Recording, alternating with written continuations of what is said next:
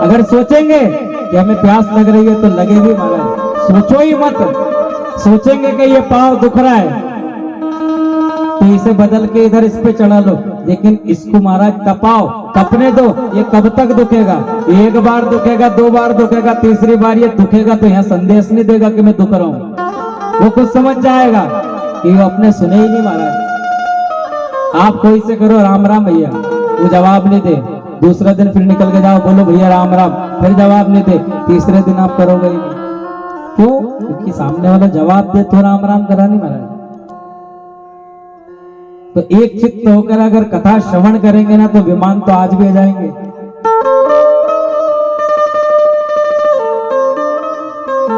और भगवान का, परमात्मा का स्वरूप बहुत ही सूक्ष्म है।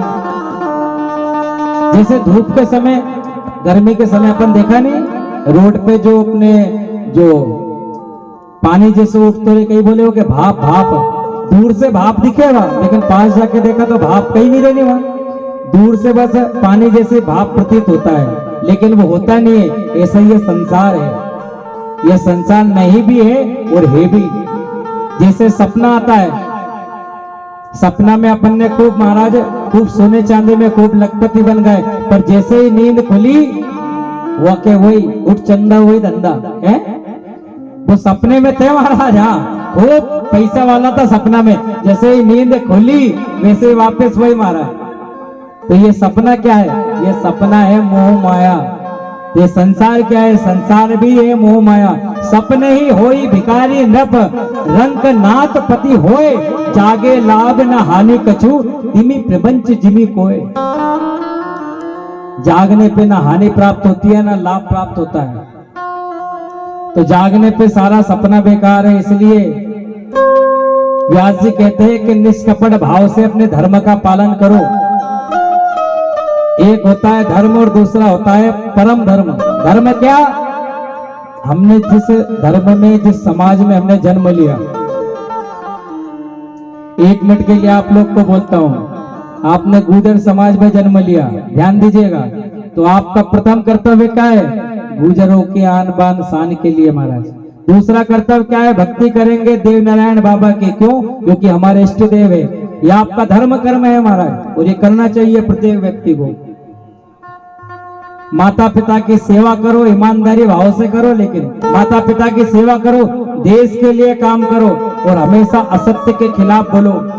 अगर कहीं लगता है कि मेरे धर्म पर आँच आ रही है, अगर कहीं लगता है कि मेरे स्वाभिमान पे आँच आ रही है, अगर कहीं लगता है कि मेरे देश पे आँच आ रही है, अगर कहीं लगता है कि मेरे हिंदू धर्म पे आँच आ रही है, तो महाराज डट जाओ, एक हो जाओ, पीछे मत हटो। आप किसी मुसलमान से पूछोगे कि आप कौन हो, एक ही जवाब मिलेगा कि मैं मुसलमान हूँ। मिलेगा? वो ये नहीं बोलेगा कि मैं पठान हूँ, मैं फकीर हूँ, मैं खान हूँ, मैं शेख हूँ या मैं मेवाती हूँ, नहीं बोलेगा। वो यही कहेगा कि मैं मुसलमान हूँ और सच्चा मुसलमान हूँ। लेकिन अपन से कहीं को पूछे कि आप कौन हो, हम साहब बामन हैं, हम बनिया है, हम राजपूत है, हम गुजर है, हम मेवाड़ा है, हम फलाना चंद है। क्यों? अरे कुछ नहीं है महाराज, सबसे पहले बोलो कि हम हिंदू है, हम हिंदू है, हम सनातनी है, हम सबको साथ लेकर चलने वाले हैं। अभी न्यूज चैनल पे एक बागेश्वर धाम के जानो भी सब, अभी सारा न्यूज चैनल पे अच्छा कुल ने जानो, हाथ खड़ा करो जरा। अभी जो न्यूज चैनल पे चल रही है उनके बारे में, धीरेन्द्र जी शास्त्री महाराज सन्यासी बाबा, जो हनुमान जी महाराज की कृपा है जिनके ऊपर, जो हनुमान जी महाराज की कृपा से आपके मन में क्या चल रहा है वो जान लेते हैं। लेकिन कुछ अपने में से ही अधर्मी लोग उनको गिराने पे तुले हैं। किस लिए? क्योंकि उनके नाम हो रहा है और हमारी दुकान धंधा ठप हो रहा है, इसलिए महाराज। तो हम हिंदू हैं। और कौन हो आप गुजर हो महाराज। आपका पेट है ना, ये गौ माता है, हम मान रहे, लेकिन जो सिर है ना वो नार है, नार शेर है। वो एक गर्जना कर दो तो क्या मजाल महाराज। जो अपने धर्म के खिलाफ बोलते हैं, 2 केड़ी कोड़ी के लोग, कोई औकात नहीं है उनकी, जो अपने धर्म के खिलाफ बोलते हैं।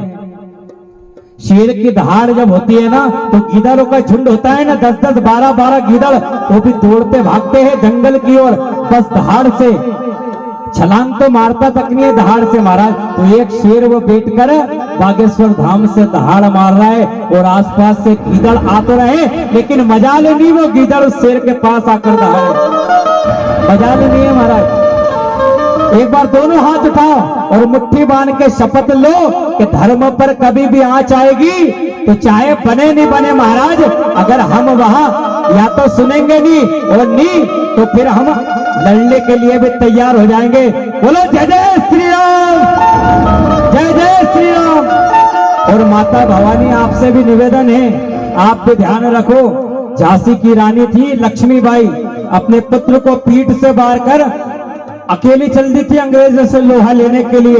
एक पद्मावती थी राजपूत छत्राणी, जिसने जोहर कर दिया था, किसी मुगल शासक के आगे झुकी नहीं थी। ऐसे माँ भवानी आपकी ताकत है, आप अपनी भी ताकत को पहचानो। और यहाँ हम बैठे हैं किस लिए कि कथा तो एक बहाना है, मुझे मेरे राष्ट्र को जगाना है। कथा तो एक बहाना है, मुझे मेरी गौ माता को जगाना है। कथा तो एक बहाना है, मुझे मेरे राम जी से आपको मिलाना है।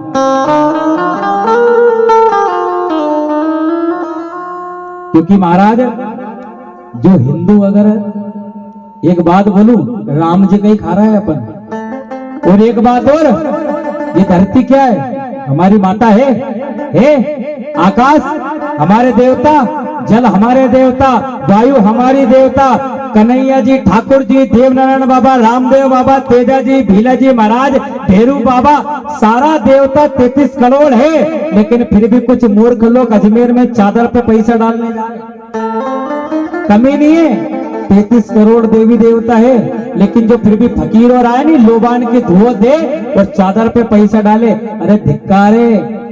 ऐसे हिंदू नहीं महाराज, कमी नहीं है अपने यहाँ। नदियों में देखो तो गंगा अपनी माँ, यमुना अपनी माँ, यमुना जी के बाद पार्वती अपनी माँ, काली सिंध अपनी मैया।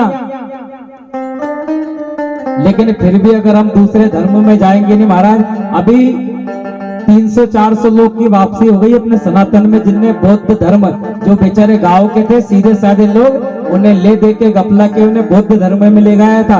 लेकिन बागेश्वर वाले सन्यासी बाबा की कृपा से वापस हिंदू धर्म में आए। एक बार जोरदार तालियां ऐसे धाम के लिए बोले बागेश्वर नाथ महाराज की। तो महाराज, और वैसे भी अगर कोई सा धर्म है तो वो सत्य का साथ देना है। अगर कोई सा धर्म है, अपने धर्म के लिए मरना भी पड़े नहीं तो मर जाओ। भगत सिंह तो सबे याद है, नहीं याद है ना सबको, देश के लिए मरे थे, सबको याद है और आने वाली पीढ़ी को भी याद रहेगा। क्यों? क्योंकि खुद के स्वार्थ के लिए नहीं मरे थे, देश के लिए मरे थे, तो याद है आज।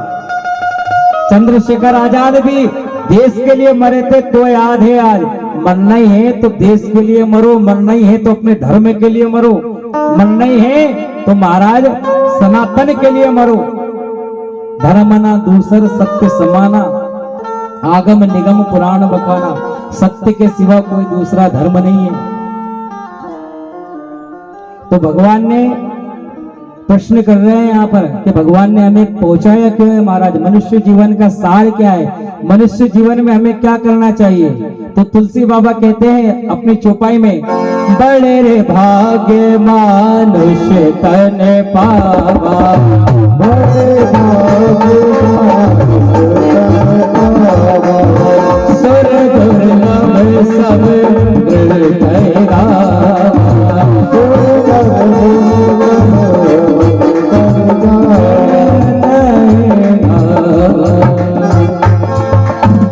बड़े भाग्य मनुष्य तन पावा।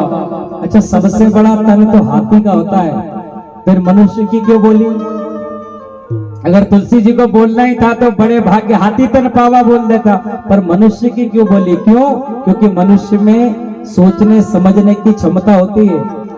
अब अगर एक बात बताओ, यहाँ कोई एक कुत्तो आ जाए अपने बीच और कुत्तो आके वो बहुत तेज भौंकने लगे, तो क्या अपन सुनांगा गए? और यहाँ एक इंसान आ जाए वो भाई से राम राम जय श्री राम करे, ओके अपन ओके तो सुनांगा नहीं, मना तो नहीं करांगा, राम राम करी तो। और कुत्तो भी राम राम कर रहे अपनी भाषा में। तो क्या है? शरीर महाराज, शरीर उसको श्वान का मिला है, कुत्ते का मिला है, तो इसलिए उसको महाराज कोई पसंद नहीं करेगा।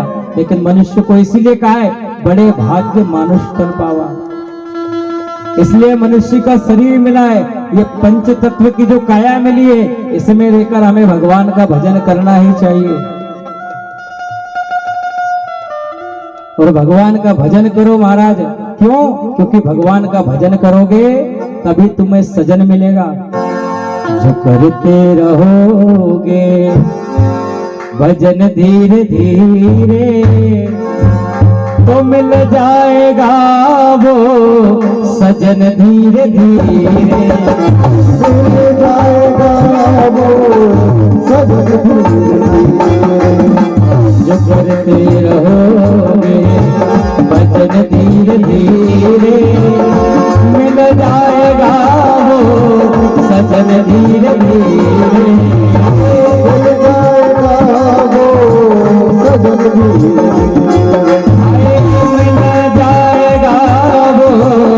सजन धीरे धीरे, मिल जाएगा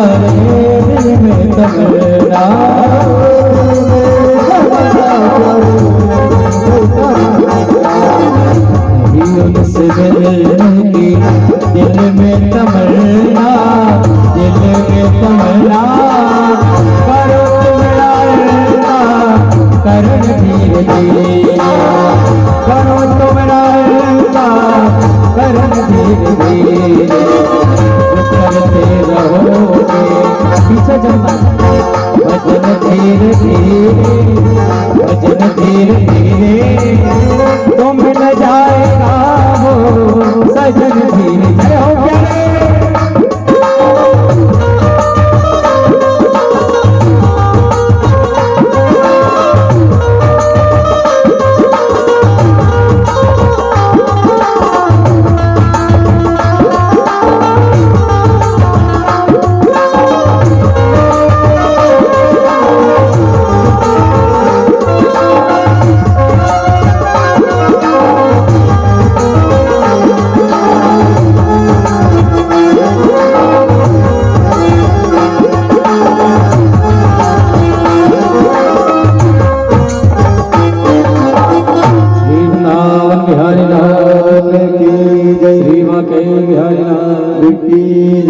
तो भगवान का भजन करोगे, जब भी महाराज करोगे भजन तो मिल जाएगा तुम्हें सजन। और भजन भी करो ना तो भक्ति भाव से करो। आज ऐसी व्यवस्था हो गई है महाराज। आधार क्या है हमारा, मूल क्या है? हमारा मूल है श्रीमद् भागवत। अपना मूल मत छोड़ो बस। अगर अपन ने मूल छोड़ दिया नहीं, जैसे एक गाय हो, गाय का मूल क्या होता है? गाय का मूल होता है उसका खूंटा। वो 2 किलोमीटर भी चली आएगी, लेकिन जो चरी रहनी वो अपने खूटा के पास आके खाएगी। क्यों? वो के याद है कि मारो मूल है नहीं तो मूल यो खूटो है, तो ना खूटा से दूर नहीं जाना हमारे। तो कहीं भी जाएगी महाराज, 2 किलोमीटर भी जाएगी नहीं तो चरी आके खाएगी खूटा के पास। मूल पकड़ के रखो तो तुम इनंग भी देखो उनंग भी देखो, सब दूर देखो पर मूल कहीं है। तो मूल पे आ जाओ बस तुम। आखिर में यही समझना चाह रही हूँ मैं तुम्हें, बोलो बाकी बिहारी लाल की। मूल कभी नहीं, मूल हमारा भागवत, मूल हमारा है गीता, मूल हमारा है गंगा, मूल हमारा है गोविंद, मूल हमारा है भारत देश, मूल हमारा है हिंदू धर्म, और हिंदू धर्म के बाद मूल हमारा है गुर्जर समाज। इतने सबके बाद आएगो महाराज अपने समाज को मूल। पहले कहीं है, पहले अपना गोविंद है, दूसरी अपनी गीता है, तीसरी अपनी गाय है, चौथी अपनी भागवत है, पांचों है अपनो देश, छठो है अपनो धर्म हिंदू, एक बाद में अपनी समाज आएगी गुर्जर। समझ रहे नहीं समझ रहे आप? हाँ, ये तो अब कहीं को पूछने कि भैया फलाना चंद जी कौन है तुम, तो यूं मत कीजिए गुर्जर हूँ मैं, हिंदू हूँ सर्वप्रथम। मैं सर्वप्रथम कौन? हिंदू हूँ। मेरी पहचान क्या है? माथे पे तिलक है, मेरे माथे पे चोटी है और मेरे हाथ में है कलेवा, मैं हूँ हिंदू। ठीक है महाराज, ये जरूरी है। नहीं तो उन्हें देख जो टोपी पहने ने या दाढ़ी रखे, अपन तो देखते ही पहचान जावा के कोने पहचान जावा के नहीं पहचान जावा, पर अपन में से कई कई असर है वे खुद नहीं पहचान पाए कि वो अपने में से है कि इनमें से है। रे ऐसा कही रे, जैसे फैशन बोले महाराज, ये जो नमाज पढ़ने जाए नहीं तो ही कहीं ऊंची पेंट पहने। क्यों? क्योंकि पेंट नीचे कीचड़ में नहीं हुए, इनको नमाज के समय अशुद्ध नहीं हुए, तो ये जो धूप पड़े नहीं तो पेंट अपने आप ऊपर हो जाए। पर अपना छोरा हो लड़का हो ऊंची डिजाइन के वास्ते पहनने लग गया, फैशन के वास्ते ऊंची ऊंची पेंट चल गई है, जबकि वे ऊंची फैशन के लिए नहीं पहने, तो इसलिए पहने कि छींटे नहीं लग जाए जब हम नमाज करें। तो ये अपने धर्म को सीखना चाहिए महाराज। चोटी रखो, तिलक रखो, हाथ में कलेवा बांधो। और हिंदू है, हिंदू महाराज शेर रहता है, शेर की तरह गर्जना करते हुए चलो। जहां लगे ना आपको कि महाराज धर्म की, या तो आपका सामर्थ्य है तो वहां रुको और उसका जवाब दो, विरोध करो उसका। और सामर्थ्य नहीं है तो कान में उंगली डाल लो और चलते बनो, क्योंकि भगवान की निंदा नहीं सुनना चाहिए। हरि हरि निंदा सुने जे काना, होए घात होए पाप गो घात समाना। गाय को घात होती है ना महाराज, इसके समान पाप होता है। हरि हर, हरि कौन? हरि है नारायण, और हर कौन है? हर है शंकर। शंकर और नारायण दोनों में से किसी की निंदा नहीं सुनना चाहिए, तुलसी बाबा कह रहा है। हमारा मूल है महाराज गाय गंगा, लेकिन आज गौ माता की हालत भी देखो ना तो देखने लायक नहीं है।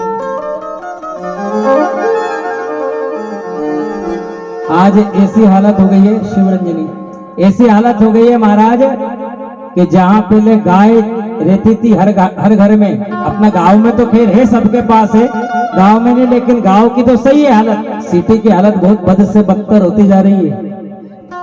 पहले घर के बाहर लिखे रहता था, पहले अपन जब लिखते थे ना शुभ लाभ के साथ अतिथि देवो भवा, लिखे रहते तो नहीं पहले अतिथि देवो भवा। फिर थोड़ा आगे आया, फिर महाराज इसमें लिखा गया सुस्वागतम। फिर थोड़ा अंग्रेजी का जमाना आया, सुस्वागतम को काट दिया, लिख दिया वेलकम। अब महाराज अब एक नई चीज लिखते हैं सिटी के लोग कि कुत्तों से सावधान, इस घर में कुत्ते रहते हैं। कुत्तों से सावधान, इस घर में कुत्ते रहते हैं। महाराज इंसान तो रहते ही नहीं है, कुत्ते ही कुत्ते रहते हैं इस घर में। और एक बात और, अंग्रेज जब से गए नहीं अंग्रेजी भी छोड़ गया अपना, नहीं तो पहले इतने अंग्रेजी नहीं चलती थी यहाँ। अब तो महाराज hello bye how are you, इनसे आगे बात ही नहीं हुआ है। राम राम तो करना ही भूल गया। अगर कोई राम राम बोलेगा नहीं तो नया छोरा और ये जो बेटिया है यूं कहेगा कि हमें शर्म आए, हमसे राम राम मत बोलिया करो। क्यों? अरे हमसे हाय हाउ आर यू करो तो हम स्टैंडर्ड उसमें लगता है महाराज। अब हम हाय हेलो का गया जमाना महाराज, राम राम का गया, अब हाय हेलो का जमाना है, इनकी लगेगा।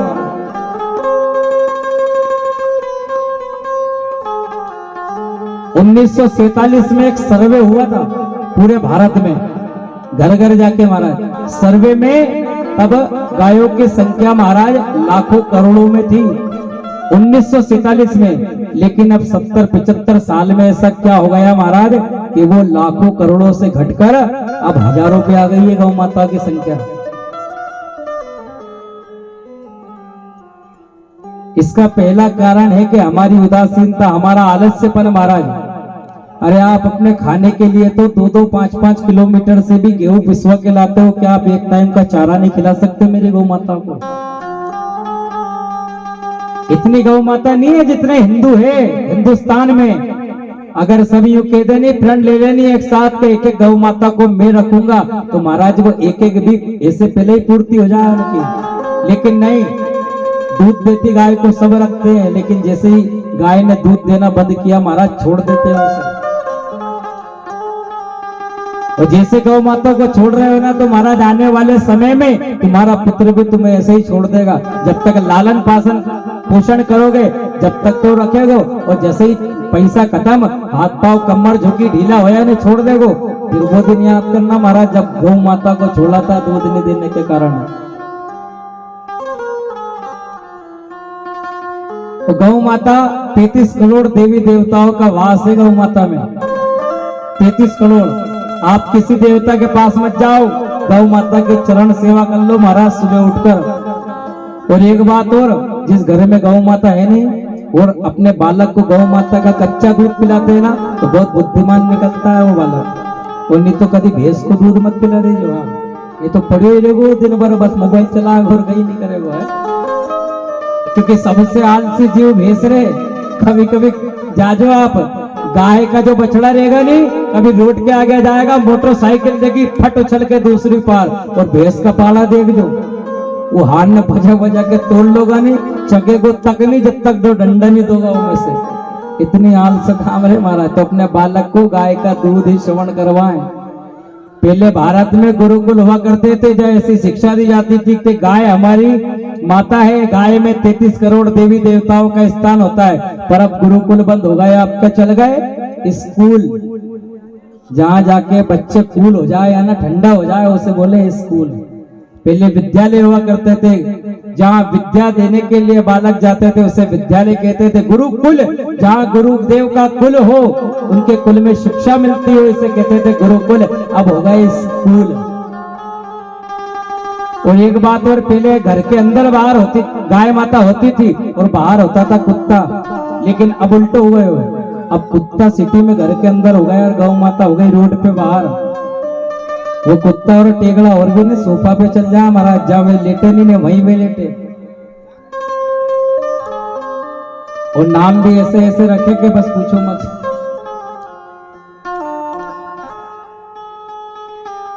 तो गौ माता महाराज सबको पालनी चाहिए। क्यों? क्योंकि 33 करोड़ देवी देवताओं का वास होता है।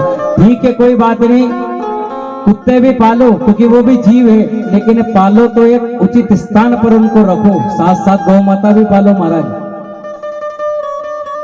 गौ माता को रुष्ट करने का ही दंड था कि कोरोना जैसी महामारी किस लिए आई? शायद हमने गौ माता की सेवा नहीं करी। सारे देश वालियों ने, ब्रह्मांड वासियों ने, तो ये आपदा सब पर आई थी महाराज। क्योंकि गाय जो है गोविंद की प्राण है, और गोविंद के प्राण पर अगर आँच आएगी तो गोविंद चुप बैठने वाला नहीं है।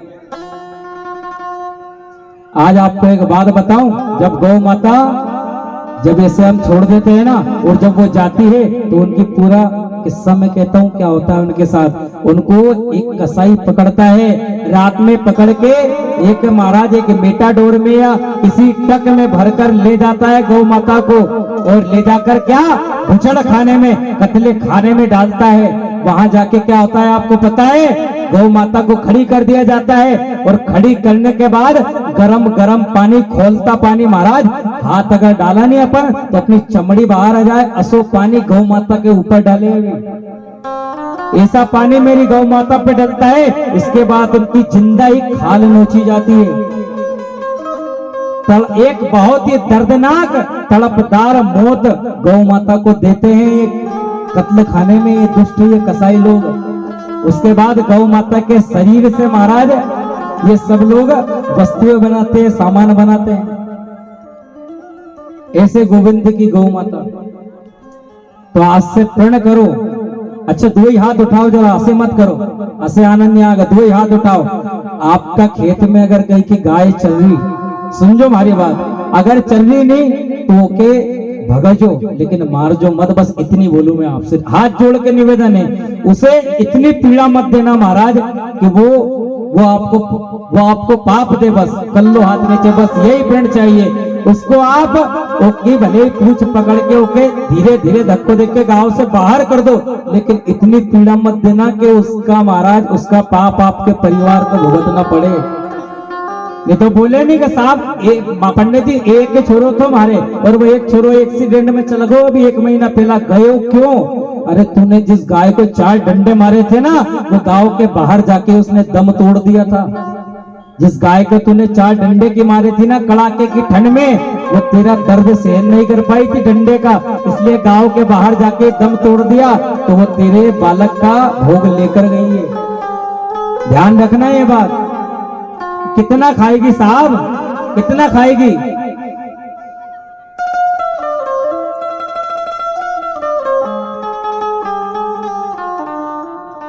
गौ माता हुई, गंगा हुई, गीता हुई, ये जिस दिन पृथ्वी पर है, ये कलयुग में है नहीं, जब तक अपना धर्म बिल्कुल सही है, सुरक्षित है।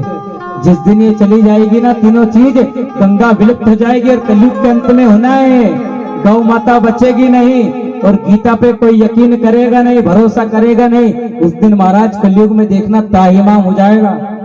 अभी महज 5100 कुछ वर्ष आयु है कलयुग की, 4,32,000। अभी तो जरा सा फूटा है महाराज, बीज से अंकुरित हुआ है, अभी तो पूरा वृक्ष बनना इसे बाकी है। आइए आगे भगवान की कथा में आते हैं। भगवान के 24 अवतार बताए हैं। 24 अवतार में सर्वप्रथम सनत कुमार जिन्होंने नारद जी को भागवत कथा सुनाई, दूसरा अवतार वराह भगवान, तीसरा नारद, चौथा नर नारायण भगवान का, 5वां अवतार कपिल भगवान, दत्तात्रेय जी महाराज यज्ञ, और ऋषभ देव ये वो है जिनसे जैन संप्रदाय की उत्पत्ति हुई है। ऋषभ देव जी से ही जैन संप्रदाय निकला है महाराज। पृथ्वी राजा मत्स्य कछुए का अवतार लिया भगवान ने, धनवंतरी जी बने, हाथ में सोने का कलश लेकर आए थे समुद्र मंथन से। इसके बाद मोहिनी अवतार, नरसिंह भगवान का अवतार, मत्स्य अवतार, अमन भगवान परशुराम व्यास जी का अवतार, राम अवतार, श्री कृष्ण अवतार, और हरि अवतार, हैग्रीव अवतार, घोड़े का अवतार लिया, हंस का अवतार, और बुद्ध अवतार, और अंतिम में आएंगे कल्कि अवतार लेकर। कहां पर? उत्तर प्रदेश मुरादाबाद जिले में संबल नामक ग्राम के विष्णु सुयस ब्राह्मण विष्णु सुयस शर्मा के यहाँ पर भगवान पधारेंगे। अब भगवान को जो अवतार होगा नहीं, कल के अवतार, काले घोड़े पर बैठ कर आएंगे और सारे दुष्टों का दमन करेंगे और फिर से सत्य की स्थापना करेंगे। बोलिए कल की भगवान की। यदा यदा ही धर्मस्य ग्लानिर्भवते भारत अभ्युत्थानम धर्मस्य तदात्मानं सृजाम्यहम्। गीता में कहते हैं कि जब जब होए धर्म की हानि, बाढ़ई अधर्म असद, बाढ़ई अधम असुर अभिमानी। जब जब धर्म की हानि होगी अर्जुन, मैं तब तब शरीर रखूंगा और मैं सारे असुरों को मारकर धर्म की स्थापना करूंगा। और प्रथम स्कंद में महाभारत की कथा भी आती है। अब थोड़ा ध्यान से सुनिएगा। अब अपन मूल में प्रवेश कर रहे हैं, भागवत कथा के मूल में। तो मूल में प्रवेश कर रहे हैं नहीं तो अपना ध्यान ही होना चाहिए ना। ओ मेरे राधा रमण गिरधारी, अरे गिरधारी श्याम बनवारी। ओ मेरे राधा रमण गिरधारी, गिरधारी श्याम बनवारी।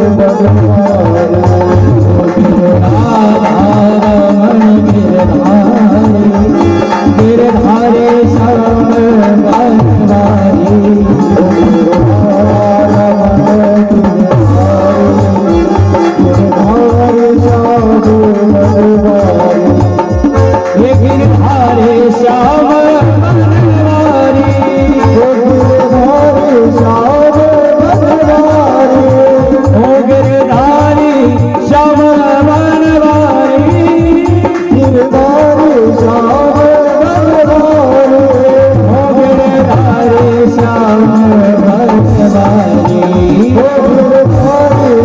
Oh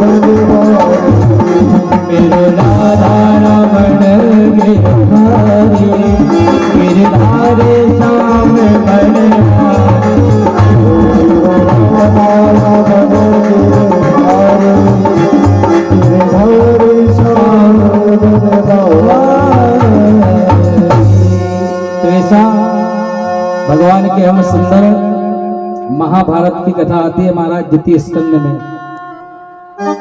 जब अश्वत्थामा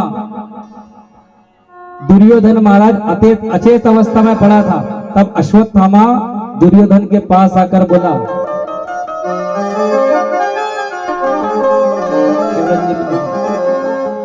कहकर बोला दुर्योधन से, अरे मित्र क्यों पड़े हो, क्यों रुदन कर रहे हो।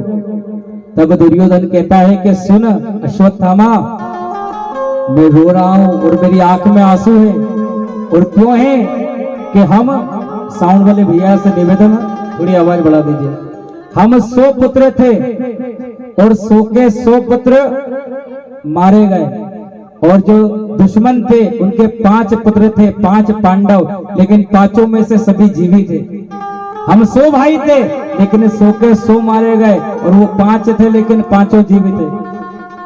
अश्वत्थामा ने कहा कि इसमें गलती तेरी है, कि क्यों, कि तूने अपने मंत्री ऐसे लोगों को बनाया था जो तन से तो तेरे साथ थे लेकिन मन से पांडवों के साथ थे। भीष्म पितामह की गलती भी तेरी है कि तू कभी मुझे तो बना के देखता सेनापति, मुझे तो बनाता मंत्री, फिर बताता मैं कैसे पांडवों को मारते हैं। तब जंगा से, जांग से खून निकल रहा था, रक्त से मारा तिलक कर दिया है।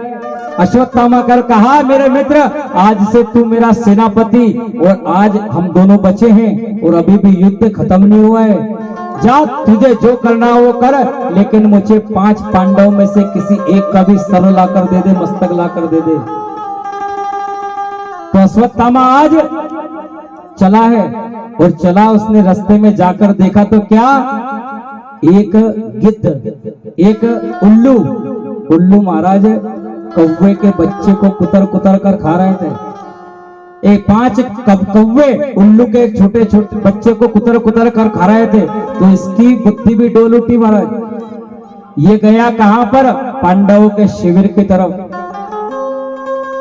इधर भगवान ने कहा, पांडव सो रहे थे, पांडवों से कहा, अरे उठो, आज तो उत्सव की रात है और ऐसी रातों में सोना नहीं चाहिए, आज तो हम उत्सव करेंगे महाराज, उठ के चलो मेरे साथ। भगवान के साथ गए सब पांडव, और भगवान अपने शिविर में उनको ले गए। और आज 5 पांडव की जगह उनके 5 पुत्र सो गए। दिखने में बिल्कुल पांडव के ही तरह थे, अच्छी कदकाठी थी महाराज, बिल्कुल पांडव की तरह थे। इस दुष्ट ने भी आज विचार कर लिया और ये पांडव के शिविर की तरफ पहुंचा, और महाराज इसने आओ देखा ना ताओ, और तलवार से महाराज सबका धड़ सर अलग कर दिया, सर धड़ से अलग कर दिया। और कि मेरा मित्र दुर्योधन कहेगा कि तू किसी का सर लाया है तो मैं क्या सबूत दूंगा। तो सबूत के लिए अपने कमले पे महाराज 5 के सर को रखा और लेकर चल दिया। इधर पहुंचा दुर्योधन के पास, दुर्योधन से कहा कि मित्र देख, मैंने जो कहा था वो मैंने कर दिया, मैं 5 पांडवों के सर लेकर आया हूं। दुर्योधन ने कहा, दुर्योधन एक बड़ा खुश हुआ, अरे वाह वाह वाह मेरे मित्र, तूने तो गजब कर दिया, अरे वाह मेरे भाई, जो कोई नहीं कर सका, भीष्म पितामह नहीं कर सके, द्रोणाचार्य नहीं कर सके, ऐसा काम तूने कर दिया। ना जरा एक काम कर, मुझे भीम का सर तो दे, क्योंकि मेरा शत्रु सबसे बड़ा वही है, मुझे भीम का सर दे। भीम का सर दिया महाराज, जैसे ही सर को गुस्से में दबाया, सर टूट गया, टुकड़े टुकड़े हो गए, चूर चूर हो गया सर। एकाएक सर को फेंका और देखा उजाले में तो भीम का सर नहीं, भीम के पुत्र का सर। कहा, अरे राम राम राम, दुष्ट तूने तो अनर्थ कर दिया। अब तो कोई भी हमारी पीढ़ी में पानी देने वाला भी नहीं बचा है। मैंने सोची थी ये पांडव के पुत्र कभी मुझे भी गलती से पानी दे देंगे कि हमारे चाचा जी का श्राद्ध कर दे तो मैं मोक्ष मिल जाएगा, लेकिन तूने तो पानी देने वाला भी नहीं छोड़ा रे दुष्ट। जैसे ही देखा महाराज उजाले में तो वो भीम के पुत्र का सर था, और दुर्योधन को श्राप था कि तुझे एकाएक खुशी होगी और फिर एकाएक दुख होगा तो तेरी मृत्यु हो जाएगी। तो आज यहाँ पर दुर्योधन ने प्राण त्याग दिए, क्योंकि एकाएक खुशी हुई कि पांडवों का सर लेकर आया है, लेकिन पांडवों के सर की जगह उनके पुत्रों का सर था, तो एकाएक दुख हुआ महाराज। आज दुर्योधन ने प्राण यहाँ पर त्याग दिए। और इधर क्या, इधर जब बहुत देर तक पांचाली द्रौपदी के बालक नहीं उठे, सखी ने कहा कि महारानी आज तो पुत्र राजकुमार उठ नहीं रहे, क्या करें। तब द्रौपदी ने कहा कि अभी सोने दो उन्हें, सोने दो, के सोवे राजा को पूत या सोवे कहीं को जोगी अवधूत। यही 2 देर तक सो सकते हैं, या तो कोई राजा का पुत्र हो वो सो सकता है, या फिर जिसे किसी की फिक्र ना हो, जोगी अवधूत जो धरती को बिछोना ने आसमान को छत समझकर सोए, जिन्हें 1 रुपए की चिंता नहीं है, 2 लोग ही देर तक सो सकते हैं, बस ऐसा नियम है। या तो सोवे राजा को पूत या सोवे जोगी अवधूत, कि सोने दे मैं जगा दूंगी इनको। जब अधिक विलंब हुआ और इसने द्रौपदी ने आज जब जगाने गई, तो महाराज राम राम, ऐसा दृश्य हम निवेदन कर रहे हैं कोई भी माता अपनी जिंदगी में कभी ना देखे। 5 पुत्र तो हैं, लेकिन उनके धड़ हैं, इतना नीचे का शरीर है, सिरनी है उनके महाराज। जैसे ही द्रौपदी ने देखा, द्रौपदी तो छाती पीटने लग गई। पांचाली छाती पीटते हुए बोली, अनर्थ हो गया, यह किसने किया? मैं तो बांझ हो गई, मेरे पुत्रों का हत्यारा कौन है? मेरे पुत्र को किसने मारा? इतने में अर्जुन आए, भागे भागे अर्जुन आए, भीम आए, युधिष्ठिर आए, भगवान कृष्ण आए भागे भागे। कहा देखा तो धड़ है महाराज, सर का पता नहीं है। दास दासियों से पूछा कि ये इतना घिनौना काम किसने किया है? तब एक ने कहा कि महाराज एक व्यक्ति आया था जिसके माथे पर मणि चमक रही थी, शायद उसने ये काम किया है। तब खबर लग गई कि ये और कोई नहीं, वही दुष्ट अश्वत्थामा होगा। तब अर्जुन ने प्रतिज्ञा कर ली कि अश्वत्थामा को संध्या होने से पहले या तो उसके रक्त से ये भूमि लहूलुहान ना कर दूं, और अगर ऐसा ना कर पाया तो अग्नि की चिता बनाकर अंतिम दहा कर लूंगा, खुद को मार लूंगा। महाराज संस्कार किया और कहा भगवान से, माधव अपना रथ निकालो।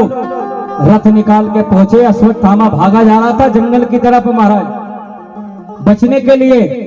जैसे कोई किसान बेल को महाराज गले में रस्सी डाल के फांदता है ना, वैसा आज अश्वत्थामा के गले में रस्सी डाली है भगवान ने, अर्जुन ने और भगवान ने, और घसीटते हुए कि इसका क्या किया जाए, कि जिस माँ के 5 पुत्रों को इसने मारा है ना, उस माँ के चरण में ले जाके पटक दो, वो जो बोलेगी वो इसके साथ करेंगे। महाराज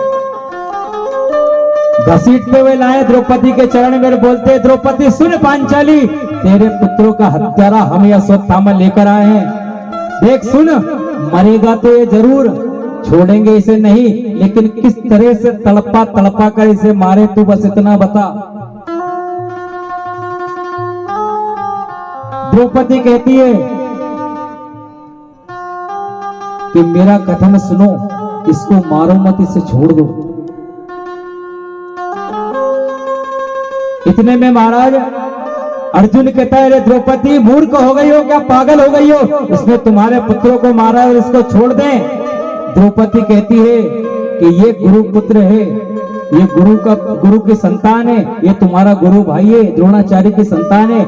अगर इसे मार देंगे तो हमें ब्रह्म हत्या का पाप लगेगा, इसे मार देंगे तो गुरु भाई की हत्या का पाप लगेगा, इससे इसे छोड़ दो महाराज। और हाँ एक बात और, अगर इसके मारने से मेरे 5 पुत्र जीवित हो सकते हैं तो बिल्कुल इसे मार दो, लेकिन इसके मारने से ऐसा नहीं हो सकता है, इसको छोड़ दो।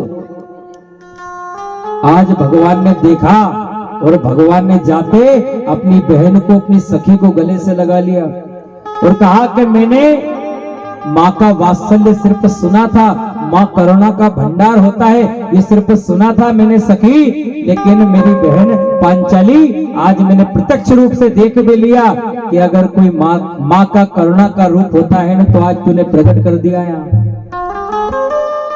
अर्जुन ने कहा ऐसे नहीं छोड़ूंगा मैं। अर्जुन ने युधिष्ठिर से पूछा कि भैया भ्राता आप बताओ इसके साथ क्या करें। युधिष्ठिर ने कहा कि मैं नहीं बता सकता, वैसे ये दंड का भागीदारी तो है क्योंकि हमारे पुत्रों को इसने मारा है, आगे भगवान जाने। भीम की तरफ देखा तो भीम ने कहा अरे अर्जुन तू मारे एक एक मैं मारूं, तू तो बस बोल, तू इसका वध करेगा कि मैं एक ही गदा के प्रहार में इसके टुकड़े कर दूं। नकुल सहदेव ने कहा कि भैया आप जल्दी इसको मारो, नहीं तो अपनी तलवार से हम, इसके खून की प्यासी हो रखी है हमारी तलवार, इसको मार देंगे। भगवान से पूछा अर्जुन ने कि सखा तुम बताओ इसके साथ क्या किया जाए। भगवान ने कहा धीरज रखो, मेरी बात सुनो, ये ब्राह्मण है और ब्राह्मण को कभी मारना नहीं चाहिए। और दूसरी बात, इसने बालकों की हत्या की है, तो जो बालकों की हत्या करता है वो भी सोते समय, इसे तो छोड़ना भी नहीं चाहिए। अब अर्जुन जी उलझ गए कि एक तरफ कहते हो माधव मारना भी नहीं चाहिए और एक तरफ कहते हो छोड़ना भी नहीं चाहते, तो करा कहिए को। भगवान ने की कही मत करो, ब्राह्मण की सबसे बड़ी मृत्यु होती है उसका अपमान। ब्राह्मण का अपमान आपने कर दिया तो महाराज जीते जी मरे के समान है वो। तो एक काम करो, इसे अपमानित करके इसको गधे पे बैठा के काला मुंह करके गांव से बाहर पहुंचा दो। और हकीकत है महाराज, ब्राह्मण का अपमान अगर कोई करता है ना, तो महाराज ये समझ लो कि वो उसकी 7 पीढ़ी का भी नाश होना है। चाणक्य थे, राजा था, सारे भारत का घनानंद ने चाणक्य का अपमान किया था, तो चाणक्य ने उसकी भरी सभा में अपनी शिखा को खोल दी थी, अपनी चोटी को, और अपनी चोटी खोल के बोली थी घनानंद मैं इस चोटी को जब ही बांधूंगा जब तेरे राज्य को मैं सत्यानाश कर दूंगा, तहस नहस कर दूंगा, जब ही बांधूंगा।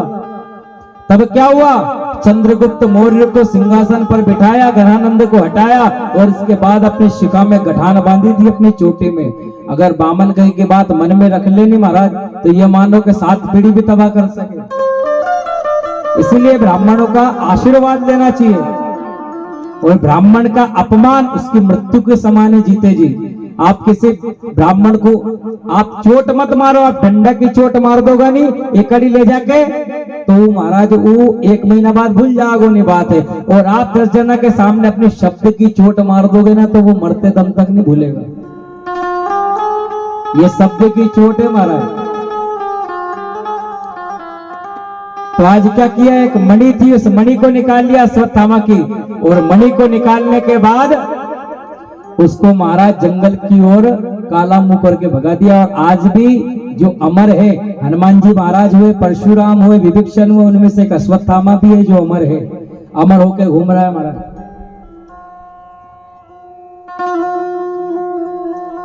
अश्वत्थामा ने महाराज जाते जाते फिर सोचा कि एक काम करता हूं, उत्तरा की गर्भ में अभी एक और महाराज परीक्षित नाम का है इनका वंशज, उसको और समाप्त कर दो, उसके बाद ही जाऊंगा मैं। गुस्से में महाराज उसने क्या किया, अपमानित तो हो ही गया था, ब्रह्मास्त्र छोड़ दिया उत्तरा के गर्भ में। उत्तरा महाराज भागी भागी आई, माधव गोविंद मेरे भाई मुझे बचा ले, मेरे पेट में पीड़ा हो रही है। तब भगवान ने गर्भ में पहुंचकर परीक्षित जी महाराज को बचाया, तब परीक्षित जी महाराज का जन्म हुआ। महाराज बोले परीक्षित जी महाराज की, वृंदावन बिहारी लाल की जय। तब वहां पर अश्वत्थामा को दंड दिया और अश्वत्थामा सदैव सदैव के लिए हिमालय में चला गया। और ऐसा कहा जाता है आज भी अश्वत्थामा हिमालय में ही मिलेगा तपस्या करते हुए। इधर महाराज जब ये सब हो गया, भगवान के जाने का समय आया, तो कुंती मैया जो भगवान की बुआ है, कुंती मैया ने कहा अरे कन्हैया, हे भगवान। भगवान बोलते हैं कि भगवान, कि अरे हाँ भगवान, इधर उधर मत देख, तू भगवान, अरे तू लाख घोड़ा बन जा, तू मछली बन जा, तू कछुआ बन जा, तू वरा बन जा, लेकिन तू है तो भगवान, तू कुछ भी बन जा। भगवान ने कहा रे बुआ, तुम पगला गई हो बुआ, पागल हो गई, मैं भगवान नहीं हूँ। अरे मैं तो तुम्हारे भैया है ना वासुदेव जी, उनका सबसे छोटी संतान हूँ, कन्हैया कृष्ण नाम है मेरा। कह रहे चाहे तो दुनिया भर के लिए कृष्ण हो जा, पर मेरे लिए तो भगवान है। जब ऐसा सुना भगवान ने तो कहा अरे दादा सुनते हो, युधिष्ठिर से कहा अरे दादा सुनो। बड़े भैया को दादा भी बोलते थे पहले के लोग। अरे दादा सुनो कि बुआ मुझे भगवान कह रही है। अरे अर्जुन, अरे सखा सुन मेरी बात, देख तो बुआ ने मुझे भगवान किया, भैया अब तो प्रमाण पत्र मिल गया कि मैं भगवान हूँ। अरे पांचाली सुन, ए सखी, आज तो बुआ ने मुझे भगवान कह दिया है, मैं भगवान हूँ। भैया भीम दादा सुन रहे हो, भगवान बुआ ने भगवान का दर्जा दे दिया भैया, प्रमाण पत्र दे दिया अब तो भैया एक बात है, भगवान कहते अगर मैं भगवान हूं तो हाँ भैया मैं भी डंका ठोक के कहता हूं कि मैं भगवान हूं। अब भगवान से तो सब मांगते हैं, तो ये काम करो तुम भी कहीं कहीं मांग लो, जिनके जो लगे मांग लो। आज अगर स्वयं स्वर्ग का इंद्र का आसन भी मांगोगे ना कोई भी, तो मैं सबको दे दूंगा। महाराज इंद्र ऊपर खड़े रह के सोच रहा था कि हमारा आसन हमेशा गद्दी, महाराज सबसे पहले खतरा में इंद्र किया है, जो भी तपस्या करे तो इंद्र टेंशन में जाए। सबसे पहले कहा महाराज युधिष्ठिर जी से कि दादा आप मांगो कुछ, क्योंकि भुआ ने भगवान कहा है अपने को, जो मांगोगे दूंगा। युधिष्ठिर ने कहा कि सुनो, मैं कभी धर्म का रास्ता नहीं छोड़ू कन्हैया, मैं कभी शक्ति की राह नहीं छोड़ू और सदैव आपके चरणों की भक्ति में रहूं, मुझे ये वरदान दो। भगवान ने कहा ठीक है तथास्तु। आगे अर्जुन से कहा कि भैया तुम नहीं कुछ मांगोगे? अर्जुन ने कहा कि मैं क्या मांगू, मैं तो बस इतना ही मांगना चाहता हूँ कि तुम मेरे गुरु हो और मैं तुम्हारा हूँ चेला, ये भाव कभी मेरे मन से ना जाए। गोविंद मुझे इतना वरदान दे दो। अर्जुन को वरदान दिया। इतने में पास खड़ी थी महाराज नकुल सहदेव से कहा कि भैया आप भी मांगो। नकुल सहदेव ने कहा कि हम तीनों भाइयों की सेवा करते रहे और आपका स्मरण कभी मन से ना जाए, बस ये वरदान दे दो प्रभु। भीम जी खड़े थे। भगवान ने कहा भीम भैया आप नहीं मांगोगे कुछ? भीम ने कहा कि वैसे तो हमें भोजन भट्ट कहते हैं महाराज, सब ये कहते हैं कि भीम का काम तो खाने का है और खाने पीने का ही काम है और दूसरा काम ही नहीं है, तो मुझे एक वरदान दे दो गोविंद, खाते पीते हंसते खेलते सदैव आपका स्मरण करता रहूं, सदैव चिंतन करता रहूं, मुझे ये वरदान दे दो। पांचाली खड़ी थी। कहा सखी तुम भी मांगो कुछ। द्रौपदी कहती है कि मुझे कुछ नहीं चाहिए, मुझे बस इतना सा वरदान दे दो कि आप मेरे सखा और मैं आपकी सखी, ये भाव मेरे मन से कभी ना जाए गोविंद, बस इतना सा मुझे वरदान दे दो। इतने में भगवान की बहन खड़ी थी सुभद्रा, जिसकी पौत्र वधु को अभी भगवान ने बचाया था उत्तरा को महाराज गर्भ में जाकर। उससे कहा कि बहन भगवान की लाडली बहन है। भगवान पास गए, सिर पर हाथ रखा, बहन तुम नहीं मांगोगी कुछ? अरे तू मांग, आज मुझे मेरी बुआ ने भगवान कहा है अगर 3 लोक का राज भी मांगेगी ना मेरी बहन तो तुझे वो भी दे दूंगा तेरी झोली में। सुभद्रा कहती है कि सच में दे दोगे? सच में मैं कुछ भी मांग लूं? क्या मैं शबरी की तरह ही मांग लूं, कुछ भी मांग सकती हूँ? कि हाँ तो जो मांगेगी वो मैं तुझे दे दूंगा। तो आज कहा सुभद्रा कहती है कि एक काम करो गोविंद, मुझे मेरा मन राजहंस है और आपके मन से आपके चरणों की भक्ति चाहता है, तो एक काम करो कि आज ही मेरा मन रूपी कमल आपके राजहंस में लग जाए, मुझे ऐसा वरदान दे दो। तो भगवान एकाएक चौंक गए महाराज। भगवान ने कहा अरे अभी से तू मेरे चरण की भक्ति मांगती है? मेरे चरण की भक्ति कब कब करते हैं? जब बूढ़े हो जाते हैं, जब कमर झुक जाती है, जब हाथ पैर टेढ़े हो जाते हैं, जब लोग मेरे भक्ति करते हैं, लेकिन तू अभी से चरण की भक्ति मांगती है। सुभद्रा ने कहा कि सुनो, अगर बुढ़ापा आने तक महाराज अगर मैं बूढ़ी ना हुई और उससे पहले ही मृत्यु आ गई तो ऐसी भक्ति का क्या काम है? तदीय पद पंकज पंजरा आवेग में विराट मानस राज प्राण प्रयाण समय कपवाद पिता कंटा विरोध विधो स्मरणम कुशल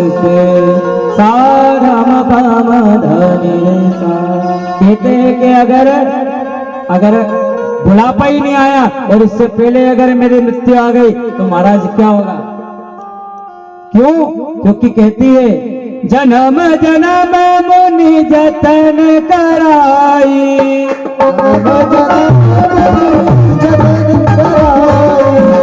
जन्म जन्म मुनि जतन कराई, जन्म जन्म जतन कराई, राम कहीं आवत नारी,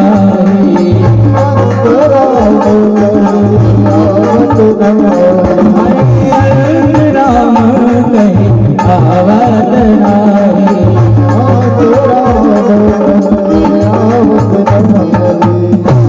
अगर जन्म जन्म, देखो एक बात है कि जो बचपन से जो उंगली महाराज एक बात मान के चलो कि ढोलक है, अगर बचपन से कोई बालक ढोलक पे उंगली फेंकेगा तो आगे जाके वो बहुत अच्छी बजाएगा। क्यों? क्योंकि लगन है।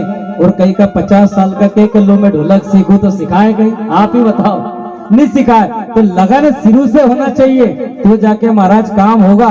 अगर लगन शुरू से नहीं है तो काम होने वाला नहीं है।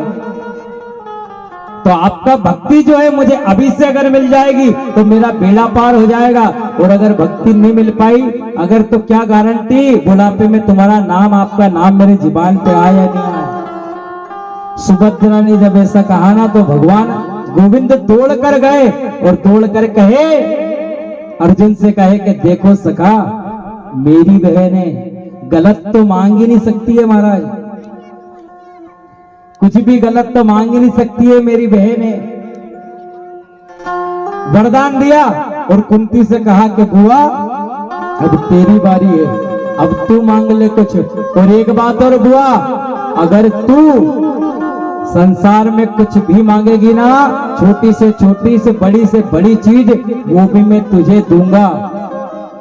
ऐसा वरदान देता हूं, मैं सब दूंगा तुझे बुआ, बस तू मांग के देख एक बार अपन से। तू मांगने में देरी करेगी बुआ, लेकिन मैं देने में नहीं करूंगा। क्यों? क्योंकि तूने मुझे आज भगवान कहा है। बुआ ने कहा एक काम कर कन्हैया, अगर तू देना ही चाहता है तो मुझे एक वर दे दे। विपदा सल्तू न शास्त्र तत्र तत्र जगत गुरु भवतो दर्शनम यथ साध पुनर्भवम दर्शनम। कुंती बोली कि एक काम कर गोविंद, मेरे जीवन में विपत्ति पर विपत्ति आए, एक विपत्ति दूर नहीं हो और दूसरी आ जाए, दूसरी दूर नहीं हो और तीसरी आ जाए, ऐसे संकट पे संकट आता रहे। भगवान ने कि बुआ एक बात बता, ये दुख भोगते भोगते तेरा पेट नहीं भरता कि क्यों? कि तू आज तेरा पुत्र आज सारे भारत का राजा है युधिष्ठिर, और आज मैंने पूछी कि मैंने कहीं मांग ले तो आज भी तू दुखी मांग रही है। कुंती के चरित्र पर प्रकाश डालते हैं। कुंती महाराज जब कुंती सूरसेन की लाडली पुत्री थी, महाराज सूरसेन की नाम था प्रथा, लेकिन सूरसेन के मित्र थे कुंती भोज, वो प्रथा को लेकर गए गोद, तो नाम क्या पड़ गया? कुंती। कुंती भोज की कन्या कहलाई, नाम पड़ गया कुंती। बालक को इतना तो पता ही रहता है कि उसने जन्म कहाँ लिया और उसका भरण पोषण कहाँ हो रहा है। तो एक तो पहला दुख हुआ तेरे साथ, और दूसरा बड़ी हुई शादी हुई तो तुझे पति मिला, वो भी मिला पीलिया का मरीज, महाराज पांडु, जिन्हें जन्म से ही पीलिया था।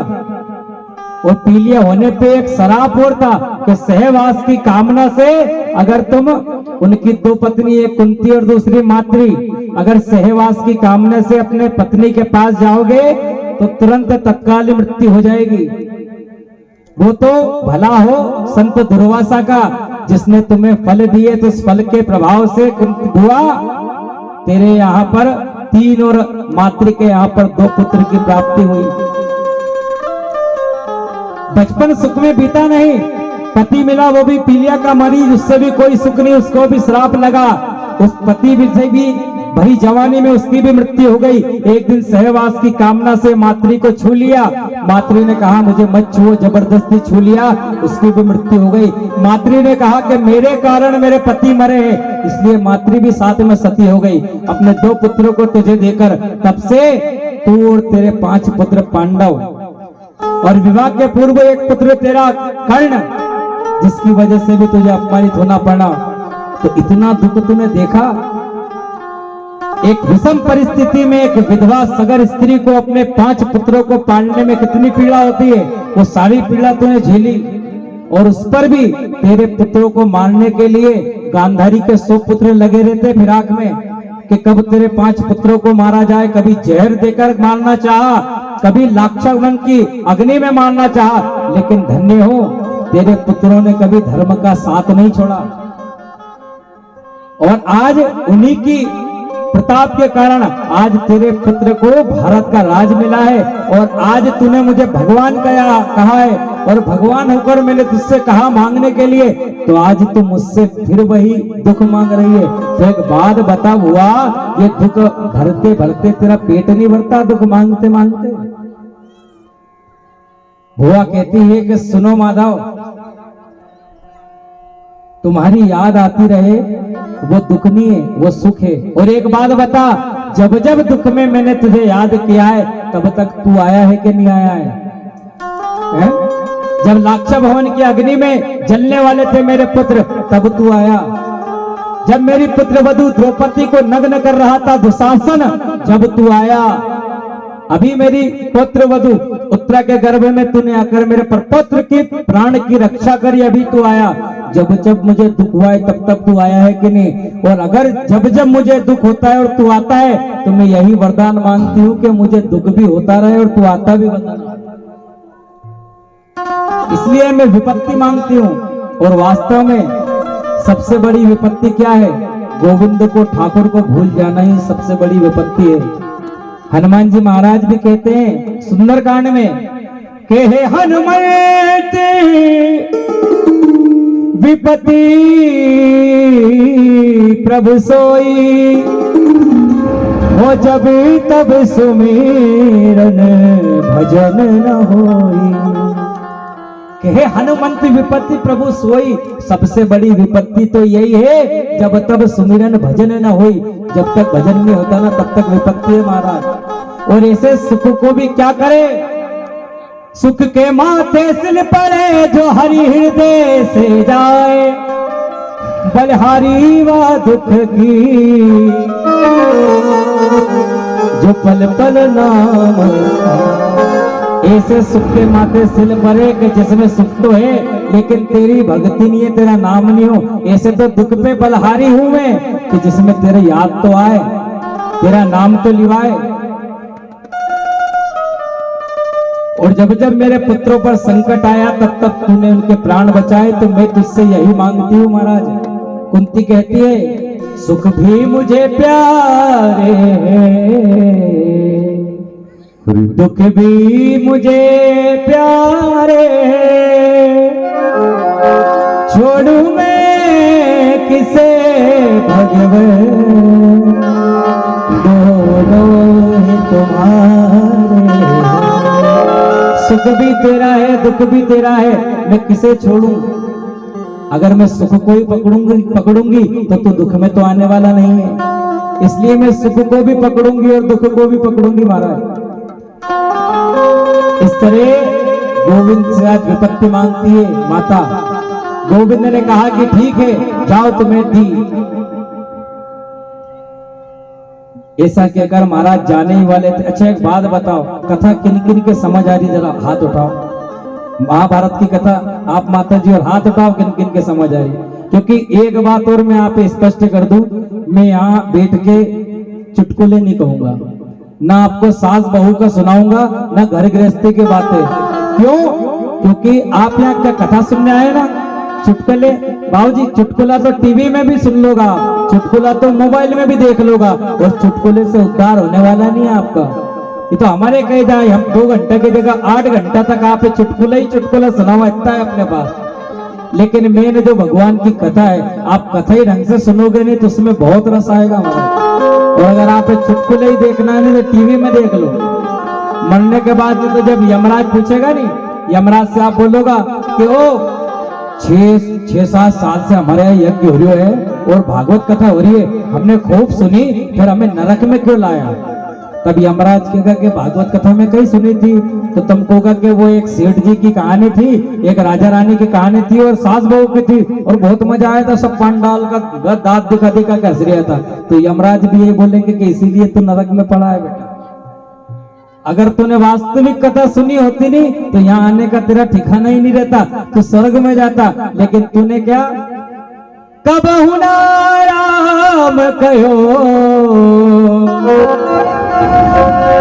तूने कबहु ना राम कहो, जन्म तेरो बातों में बीत गयो, जन्म तेरो बातों में जन्म तेरो बातों में बीत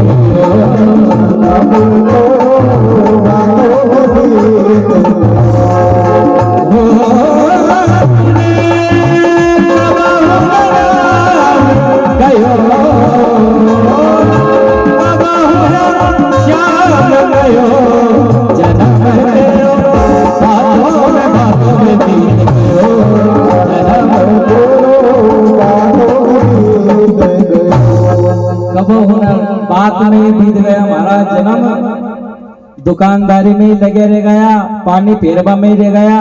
पानी फेर लिया तो फेरो, लेकिन पानी फेरता फेरता तो कहीं तो गाली दे ना, खेते भी गाली दे, पानी के भी गाली दे और ठंड के भी गाली दे। ऐसे अच्छे राम जी को नाम लिया करो नहीं जगह।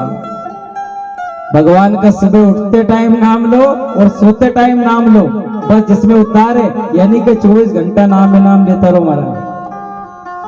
भगवान जाने ही वाले थे तो एकदम से भगवान को याद आई कि कोई मेरी प्रतीक्षा में लेटा है। कौन? भगवान के परम भक्त भीष्म पितामह। सावधान होकर सुनना महाराज, बहुत प्यारी कथा है। भीष्म पितामह बाणों के शैया पर लेटे थे। 2000 बिच्छू अपने काटे नहीं, एक बिच्छू में अपन तिल मिला जाओ बिल्कुल। 2000 बिच्छू का एक साथ काटने पे जितना दर्द होता है नहीं, उतना ही दर्द आज भीष्म पितामह को हो रहा है बाण की शैया पे। और इच्छा मृत्यु का वरदान है, गंगा माँ के पुत्र हैं, जब चाहे जब इच्छा से मर सकते हैं, मृत्यु ले सकते हैं, मोक्ष जा सकते हैं। लेकिन क्यों? गोविंद के इंतजार में लेटे हैं महाराज। आज गोविंद पांचों पांडव के साथ गए, पांचों पांडव के साथ देखा भीष्म पितामह सो रहे हैं, प्रणाम किया, पितामह प्रणाम। पितामह ने देखा, देखकर मुस्कुराए, भगवान की तरफ कहा कि माधव मेरी मृत्यु को तुम सफल बनाने आ गए हो। कि पितामह आपके पुत्र जो हैं युधिष्ठिर, अब वो राजा है, महाराजा है, इनको अपने जीवन का अनुभव आप बांटिए इनके साथ, अपने जीवन का जो भी ज्ञान है इनको दीजिए। तब भीष्म पितामह ने कहा कि सुनो, अपने जीवन का मैं ज्ञान आपको देता हूं। सबसे पहला कि मनुष्य का जन्म मिला है तो महाराज इसमें गृहस्थी में हो तो जितना हो सके उतना दान करो। दान क्यों करो? दान देने से घर की लक्ष्मी जो है शुद्ध होती है महाराज। एक कुआं है, अगर वो कुएं में 10 साल तक उसमें पानी भरा है, कोई उसमें से पानी नहीं उलेचेगा, पानी रख भरा रहेगा तो भरा भरा सड़ेगा कि नहीं सड़ेगा? 10 साल तक सड़े आएगा नहीं। और उन्हें कुआं में से रोज पानी निकाल के एक बाल्टी निकाल के पीता रहेगा तो सबको ही बोलेगा इन्हें कुआं को पानी मीठो है यार, चालू पानी है, ये पानी पियो, बोलेगा नहीं? तो ऐसे ही दान का रहता है। अगर अर्जित करके धन जमा करते जाएंगे तो महाराज वो धन जो है गलत जगह लगेगा, वो या तो अस्पताल में लगता है, नहीं तो थाने कोर्ट कचहरी में लगता है। इसलिए उसमें से कुछ कुछ दान भगवान के निमित्त, भगवान के कार्यों के निमित्त, दशम अंश, ज्यादा भी नहीं। 100 रुपया आपकी कमाई है तो 10 रुपए दान में लगा दो। 1000 रुपए कमाई है तो 100 रुपए दान में लगा दो महाराज, और कुछ होगा नहीं। एक बाल्टी अपन समुद्र से निकालना नहीं तो कोई फर्क नहीं पड़े। इतना अगर 10 भाग भी आप निकाल लोगे तो फर्क नहीं पड़ेगा आप है, लेकिन उसका जो पुण्य होगा वो आपको अभी प्रत्यक्ष रूप से तो नहीं दिखेगा। फिर अपन बोला नहीं, आज तो भैया मरतो बचो रे, भैंस को पालो आगो तो आगे मरतो बचो। वो 10% जो तूने दान दिया था ना, उसी की वजह से मरा है, बचा है तू। अगर वो नहीं दिया होना तो तेरी फाइल खत्म हो जाती है। तो ये मिलता है, दिखता है, प्रत्यक्ष रूप से नहीं, अप्रत्यक्ष रूप से मिलता है। कहा, प्रथम कहा कि दान करो, और दूसरा कहा भीष्म पितामह ने कि सुनो पुत्रो एक बात, अगर कहा जहां असत्य हो रहा हो, जहां अधर्म हो रहा हो, वहां पर एक काम करना, वहां पर चुप मत रहना। अधर्म अगर हो रहा है, सामर्थ्य तो उसका सामना करना, नहीं तो वहां से उठ के चल देना। इतना जैसे ही कहा भीष्म पितामह ने, वैसे ही द्रौपदी जी मुस्कुरा दी, हंसी निकल गई उनकी। भीष्म पितामह ने कहा कि पुत्री द्रौपदी हंसी क्यों, तू क्या हुआ? द्रौपदी ने कहा न कुछ नहीं दादाजी, बस ऐसे ही। भीष्म पितामह ने कहा कि देख बेटी, जब मैं बोलता हूं तो ये कुंती, इसका भी इतना साहस नहीं है कि हंस दे। और एक बात और, जो कुल की होती है वो महाराज बिना कारण नहीं हंसती है। जो खानदानी स्त्री होती है ना, वो बिना कारण नहीं हंसती है। तो बेटी कुछ तो कारण है तेरी हंसी में, मुझे बता तो क्यों हंसी?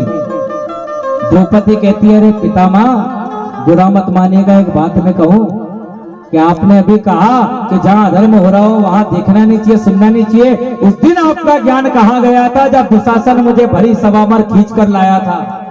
उस दिन आपका ज्ञान कहाँ गया था? मैं आपके सामने हाथ जोड़कर गिड़गिड़ा रही थी कि मुझे दुशासन नग्न कर रहा है, पितामह मेरी लाज बचाओ, तब आपका ज्ञान कहाँ गया था? पितामह ने कहते हैं, आंख से आंसू आ गए पितामह के, कहने लगे पुत्री मुझे माफ कर दे, मैंने उस दुष्ट के घर का अन्न खा लिया था, इसलिए मेरी बुद्धि कुमती हो गई थी।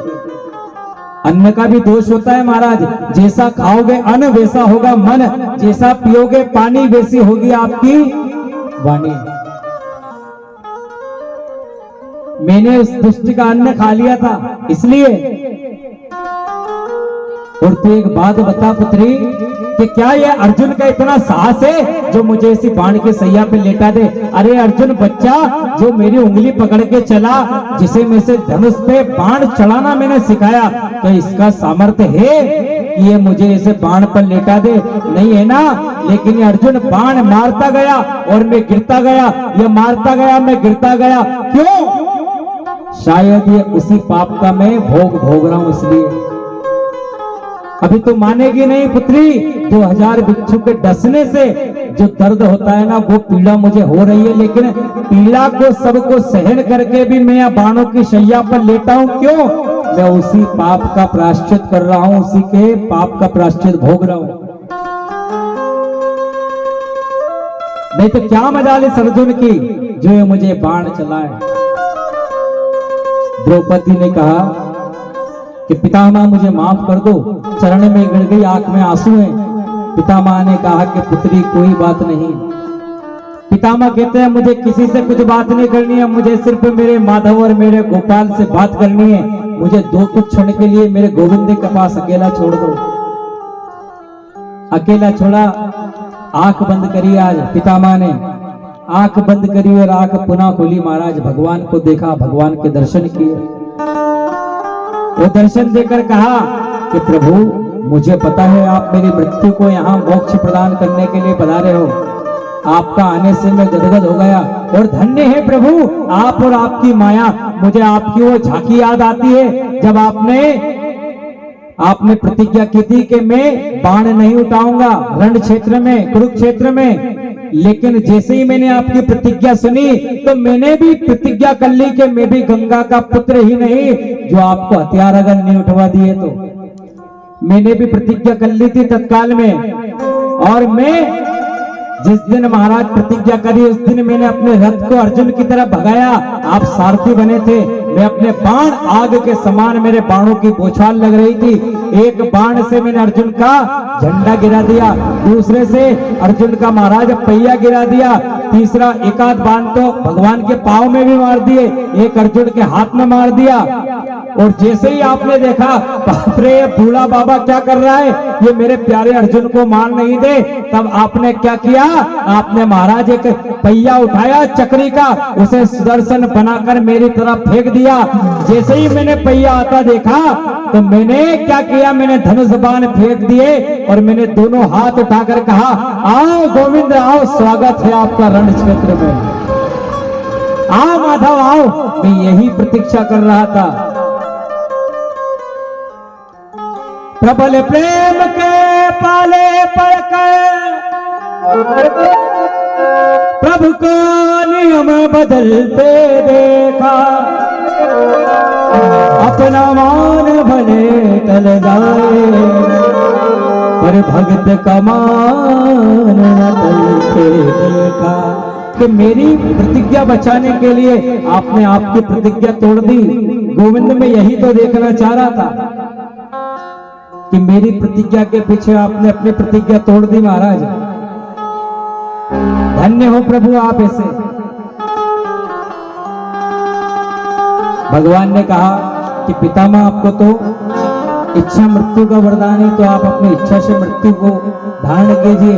लेकिन भीष्म पितामह ने कहा कि अभी नहीं, उत्तरायण होगा, उस उत्तरायण में मैं जाऊंगा, अपने प्राण का त्याग करूंगा, वहीं पे महाराज अपनी माता गंगा जी को प्रकट करिए।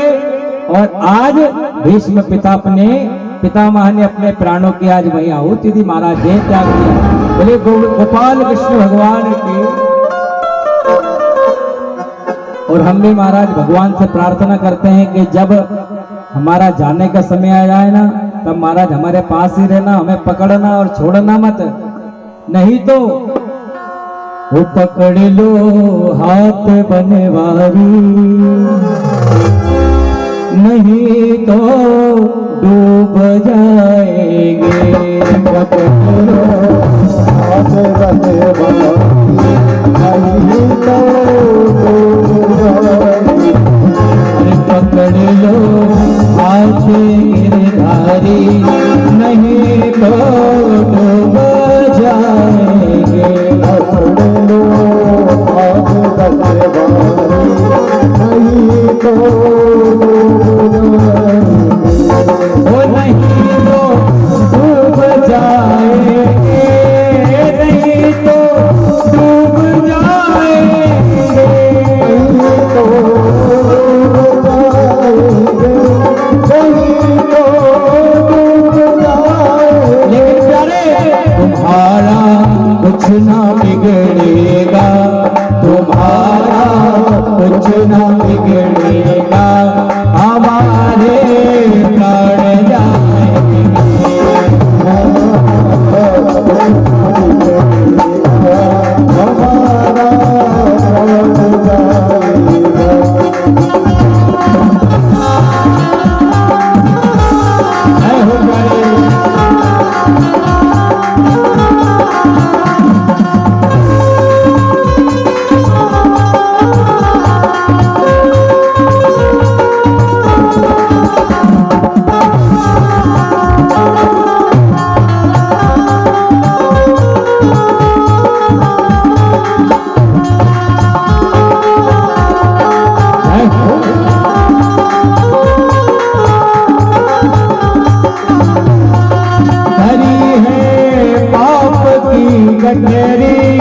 हमारे सर पे भारी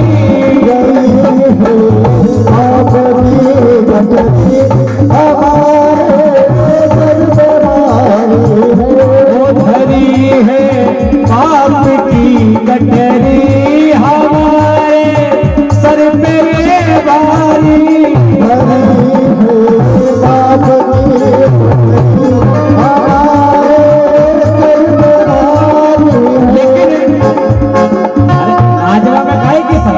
इनके आगे खाई की शर्म, अपने शर्म को नहीं, यहाँ नाच लो गानी तो 84 लाख में नहीं नाचना पड़ेगा। अरे भजन पापों का है मोहर, इसे कैसे उठाए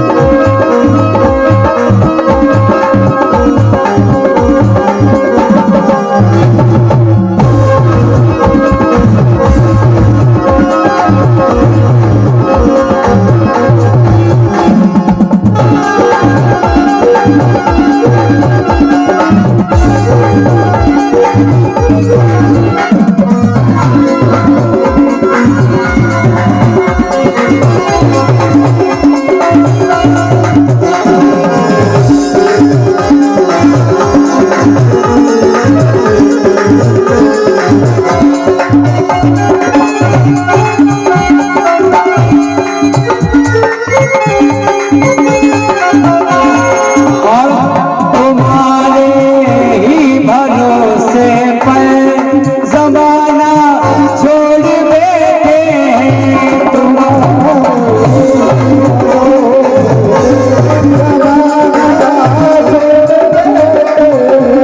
तुम्हारे भरोसे पर जमाना छोड़ बैठे यार। जमाने की तरफ देखो, जमाने की तरफ देखो, इसे कैसे निभाए।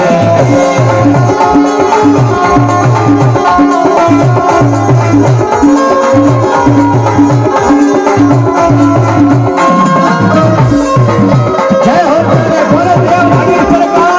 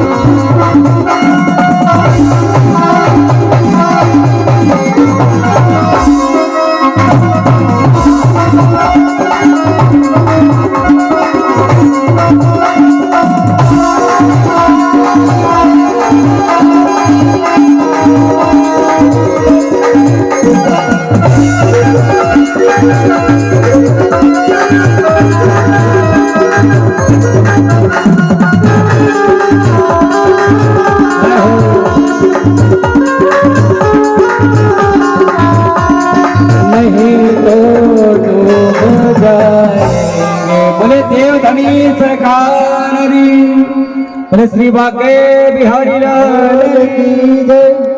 तो जब भी भगवान से प्रार्थना करो महाराज, मरण समय हो, जब माया माया मत करना, जब मरने का समय आए नहीं, जब क्योंकि मरने के समय जो अपना कंठ रहता है ना, सबसे पहले क्या बंद होता है पता आपको? एक बात विशेष बताऊं, सबसे पहले अपने ब्रह्मरंध्र बंद होते हैं। ब्रह्मरंध्र कभी नहाया हो नहीं आप? कान में पानी जाए एकदम से आवाज आए नहीं, भम भम भम, जब आप चलो तो पाओ की जो आए नहीं, वो के बोले ब्रह्मरंध्र, जो अपने कान के अंदर जो अपने अंतरात्मा की आवाज होती है, तो मरने से 7 दिन वो पूर्व वो बंद हो जाता है। ये बहुत पते की बात कह रहा हूँ महाराज। हाँ, ये गरुड़ पुराण की बात है। 7 दिन पहले ब्रह्मरंध्र बंद होता है। अपने कान में उंगली डालो, ओम का गुंजायमान करो, एक अंदर से आवाज आएगी जिसे बोलते हैं अंतरात्मा, घटकी आत्मा। तो 7 दिन पूर्व ये बंद हो जाता है, तो समझ जाना महाराज। और फिर एक कंटा अवरोध है, ये कंटे जो है ना इससे बोलने निकल पाते हैं। फिर अपन खूब माधव माधव करोगे नहीं तो माया माया निकलेगी। तो इसलिए निवेदन है कि भगवान का नाम अगर आपने इस उम्र से ये लिया नहीं, हाँ, नौजवान भाइयों से विशेष निवेदन है, ये तो आजकल ये पबजी और फ्री फायर की बीमारी नहीं, यह सिटी से लेके तो गांव तक भी आ गई है। गेम खेल खेल के ही महाराज। हाँ, ये तो हमारा जो पिताजी है तो सीधा साधा रहे, तो सो जाए, ये बाद में कही इनके सुबह के बाद मोबाइल ले लेके इस सुबह दिन हो गए महाराज, लेकिन मोबाइल रखे नहीं। तो इसलिए अपने बच्चों पे भी महाराज थोड़ी पाबंदी लगाओ, भगवान की तरफ धकेलो उन्हें। अगर ये आने वाली पीढ़ी अगर गोविंद की तरफ चली गई ना, तो ये मान के चलो कि सनातन धर्म का डंका बजने से कोई नहीं रोक सकता। और ये आने वाली पीढ़ी ही, उनमें देखो आपने चाचावर में बड़ा बड़ा चाचा के साथ वो चवन्नी अठन्नी भी जाए, छोटी छोटी टोपी पहन के जाए कि नहीं जाए, और वे भी जाए तो बकायदा कुर्ता पजामा पहन के जाए। क्यों? क्योंकि उनके साथ में ले जाए कि बेटा 5 टाइम की नमाज भी एक टाइम तो पढ़। और अपन में कहीं होगा आजकल, अपन में अपना छोड़ा जा रहा है स्कूल कॉलेज मोटरसाइकिल से, और अपन जा रहे हैं मंदिर। अरे उनको बचपन से ले जाओगे ना तो उनमें भगवान के प्रति लगन होगी, उनमें आस्था होगी, उनमें सनातनी बनेंगे। ये जो 300 लोग जो पादरी बने ना, जो बौद्ध धर्म में गए, ये किस लिए गए? इन्हें ये तो पता था कि हम हिंदू हैं, लेकिन इन्हें ये नहीं पता था कि हम हिंदू हैं तो हिंदू में होता क्या है। इन्हें भगवान की पूजन, मूर्ति पूजन ये नहीं पता था इन्हें, इसलिए इन्होंने बौद्ध धर्म के गए। अब बागेश्वर बालाजी की कृपा से, सन्यासी बाबा के आशीर्वाद से वापस पुनः लौट कर आए 300 लोग। और सनातन धर्म, इसको प्रचार प्रसार की आवश्यकता नहीं है, ऋषि संतान है हम, करोड़ों साल पहले का है सनातन धर्म। ये आप इनका देखोगे कोई 1500 ईस्वी से 1200 ईस्वी से हद से 2500 ईस्वी 5000 ईस्वी, ये तो करोड़ों करोड़ों से चला आ रहा सनातन धर्म है। कई के देश बोले हमने हेलीकॉप्टर की साहब, हमने एरोप्लेन की अभी आविष्कार किया। अरे एरोप्लेन का आविष्कार दुनिया दादा अब किया, जब राम जी आए थे ना तो विवेक सिंह जी का पुष्पक विमान लेकर आए थे, सबसे पहले हेलीकॉप्टर की आविष्कार ही वहां से हो गया था। अभी कई का देश दूसरे पे हमला कर दे, कहते सर्जिकल स्ट्राइक, सर्जिकल स्ट्राइक। कोई दूसरे घर में जाके मारे दुश्मन को, तभी भारत ने भी करी। तो पहली सर्जिकल स्ट्राइक नहीं हनुमान दादा ने करी थी। जो रावण के यहाँ गए थे नहीं, रावण के यहाँ गए थे, तेल भी उसी का, कपड़ा भी उसी का, माचिस भी उसी की, पेट्रोल भी, घासलेट भी, और तो लंका भी उसी की जला दी महाराज। कील लगे ना फिटकरी और काम भी होगा। तो अपन किनकी संतान है? अपन अपना एक मंत्र पढ़ो महाराज, ब्राह्मणों के मुख में अग्नि बताइए। अगर ब्राह्मण पहले समय में अगर महामृत्युंजय मंत्र, त्र्यंबकम यजामहे सुगंधि पुष्टिवर्धनम उर्वारुकमिव वंदना मृत्युर्मोक्षयमामृता, अगर कोई ब्राह्मण पढ़ देता तो महाराज मुर्दा व्यक्ति भी उठ के खड़ा हो जाता था। इतना प्रताप है इस मंत्र का। लेकिन अब हर कोई पढ़ रहा है, हर कोई पढ़ रहा है महाराज है? अगर कहीं गलत जगह मसान से भी निकल के जाए तो वहां भी मजाक मजाक में मंत्र पढ़ोगा तो इससे क्या होता है? इससे रहता है महाराज मंत्र की जो ताकत रहती है, जो मंत्र की शक्ति रहती है वो छीन हो जाती है। सनातनी है हम, हिंदू हैं हम। अपने बालक को अगर आप बचपन में तिलक लगाओगे, टीका लगाओगे तो महाराज उसका कर्म खुद कह देगा। अगर एक दिन बिना टीके के वो चेहरा देखेगा ना कांच में, तो उसका ललाट है ना, ये खुद बोल देगा कि आज बहुत माथो सुनो सुनो लग रही हो, आज कमी गायकी है। अगर बचपन में लगाओगे, तिलक लगाओगे तो वो खुद उसका कर्म कह देगा महाराज। हमारे पिताजी ने लगाया, हमें बचपन से जरा से थे ना महाराज, एक उंगल के जरा से थे, जब से लगाया तो ये जगह लाल ही मिलेगी हमेशा। कहीं भी देख लेना महाराज, नहाने के बाद भी हल्की सी आपको अगर नहाए भी उसके बाद भी लाल मिलेगी। क्यों? क्योंकि सिरों से लगाया। और ब्राह्मण की तो महाराज ये वाली उंगली ये भी होनी चाहिए लाल, और तिलक भी होना चाहिए।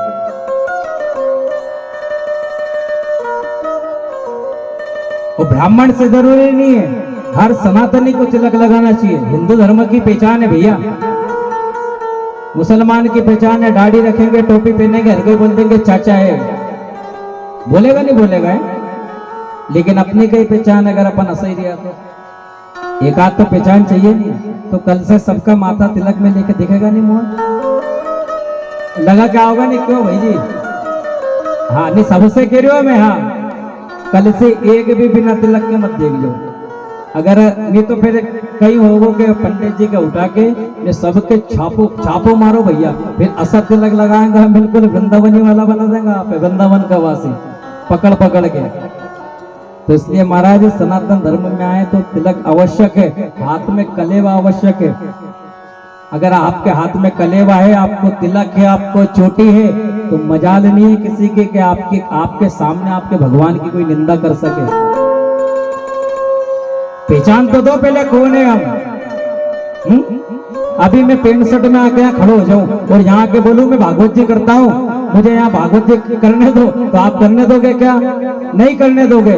मेरी वेशभूषा बताएगी कि मैं ब्राह्मण पुत्र हूँ, मेरे वाक्य बताएंगे कि मैं कथा करता हूँ, मेरा कर्म बताएगा कि मेरा कर्म ब्राह्मण है, मेरा कर्म है कर्मकांड। एक तो रहन सेवन पहनावा महाराज, अगर तिलक है, अगर चोटी है तो सनातनियों की पहचान है। और अभी एक बाबूजी पूछ रहा था कि पंडित जी आपकी उम्र कहीं है? क्या वो दिख नहीं रहा? पटेल साहब था गए? हाँ पटेल साहब होगा। पूछ रहा था उम्र कहीं है आपकी? क्या आपकी 30 साल उम्र होगी? बहुत जल्दी लग गए आप। मैंने कि 30 साल नहीं है बाबूजी, 2 साल ज्यादा बता दिया आपने। 28 साल उम्र है अभी मेरी, और 28 भी अभी 14 जनवरी के दिन हुआ, नहीं तो 27 साल और 1 महीना आया, 1 महीना भी नहीं हुआ। अभी 10-15 दिन पहले जन्मदिन निकलो, जन्मदिन नहीं निकला वो मेरा, वो मेरी उम्र में से 1 साल कम हो गया, मेरे मृत्यु का दिन निकला, वो मैं नहीं मानता जन्मदिन है। क्योंकि जन्मदिन होता तो 1 साल बढ़ता, सही है गलत? जन्मदिन अगर होता तो